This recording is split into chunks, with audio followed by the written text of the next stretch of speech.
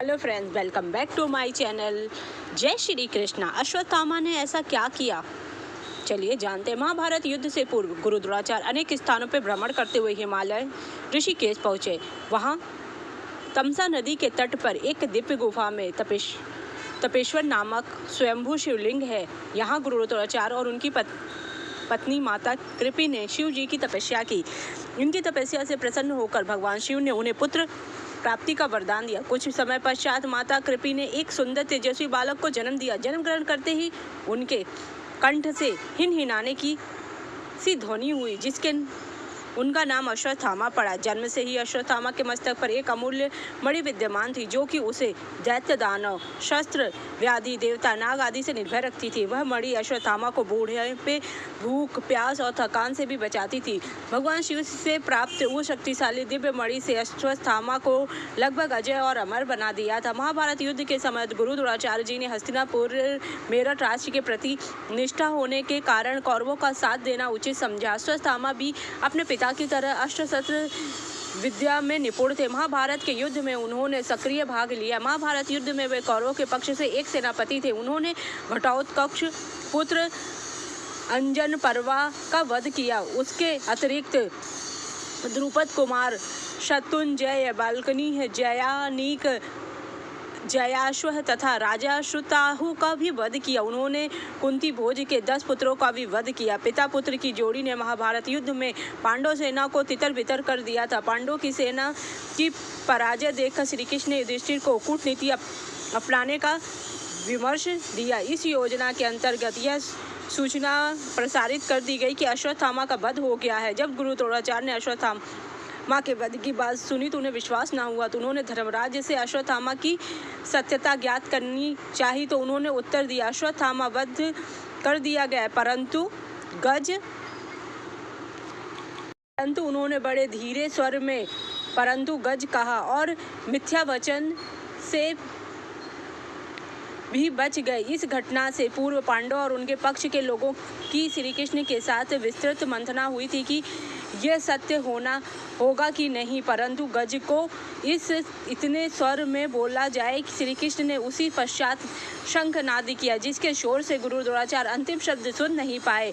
अपने प्रिय पुत्र की मृत्यु का समाचार सुनकर, क्योंकि उनका पुत्र मरा ही नहीं था, वो मरा था एक अश्वत्थामा नाम का हाथी, अपने अस्त्र त्याग दिए और युद्ध भूमि में नेत्र बंद कर शोक संताप अश्वत्थामा में विराजित हो गए। इस गुरु द्रोणाचार्य जी को निःशस्त्र देखकर द्रौपदी के भ्राता धृष्टद्युम्न ने तलवार से उनका मस्तक विच्छेद कर दिया, क्योंकि उनके पिता ने इसीलिए उन पुत्र रत्न की प्राप्ति की थी कि जो गुरु द्रोण को मारे।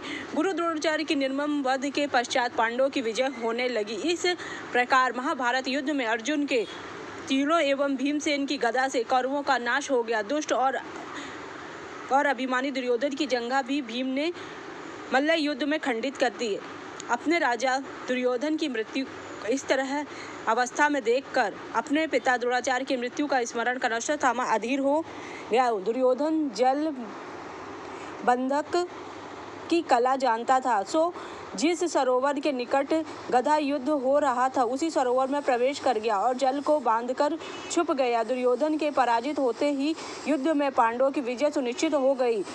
समस्त दल विजय की प्रसन्नता में मतवाले हो गए। अश्वत्थामा ने द्रोणाचार्य वध के पश्चात अपने पिता के निर्मम वध का प्रतिशोध लेने के लिए पांडवों पर नारायण अस्त्र का प्रयोग किया, जिसके समस्त पांडव सेना के शस्त्र समर्पित कर दिए। युद्ध पश्चात अश्वत्थामा ने धृष्टद्युम्न का वध कर दिया। अश्वत्थामा ने अभिमन्यु की विधवा उत्तरा के कोख में पल रहे उनके पुत्र परीक्षित पर भी ब्रह्मास्त्र का प्रयोग किया। ब्रह्मास्त्र का एक ही परिकाष्ठ काष्ठ एवं ज्योतिष रूप है। छुप कर वह पांडवों के शिखर पर पहुंचा और नियमों के विरुद्ध घोर काल रात्रि में पांडवों को समझकर उनके पुत्रों को मार दिया। इसी पे द्रौपदी के 5 पुत्रों का भी वध कर दिया और अश्वत्थामा इस पतित कर्म की सभी ने निंदा की, परंतु दुर्योधन मृत्यु से पहले अश्वत्थामा के इस कार्य से बहुत संतुष्ट और प्रसन्न हुआ। पांडव शिविर के बाहर अश्वत्थामा को भगवान शिव ने के एक उग्र और डरावने रूप का भी सामना करना पड़ा था, लेकिन उन्होंने निडर होकर अपनी शक्ति से भगवान शिव को प्रसन्न किया। उनकी भक्ति से प्रभावित होकर भगवान शिव अपने असली रूप में प्रकट हुए और उसे एक शक्तिशाली दिव्य तलवार प्रदान की और अपने पूर्ण रूप में अश्वत्थामा के शरीर में प्रवेश कर उसे पूरी तरह से अजय बना दिया। दूसरी ओर श्री कृष्ण ने अपनी योग शक्ति से पहले ही भाप लिया था कि वह पांडवों का भगवान ने पांडवों को तो बचा लिया, लेकिन पांडव पुत्रों को ना बचाए पाए। इसके लिए उसने तलवार से ही सारे पुत्रों को मस्तक काट दिया। जब ये सुबह सबको पता चला, द्रौपदी विलाप करने लगी, तो अर्जुन ने प्रण लिया कि जिसने भी मेरे पुत्रों को मारा है मैं उसे नहीं क्षमा करूंगा। जब उन्होंने अश्वत्थामा का पता चला तो उन्होंने अश्वत्थामा को पकड़ने की कोशिश, लेकिन भगवान श्री कृष्ण ने उसे रोक दिया, क्योंकि वो गुरुपुत्र था। गुरुपुत्र को मारना अपराध है। इसलिए उसने, जब अश्वत्थामा ने ब्रह्मास्त्र चलाया तो अर्जुन ने अपना ब्रह्मास्त्र लौटा लिया, लेकिन अश्वत्थामा को लौटाना उन्होंने उत्तरा के गर्भ में मारा। लेकिन गर्भ में परीक्षित की रक्षा भगवान श्री कृष्ण ने की।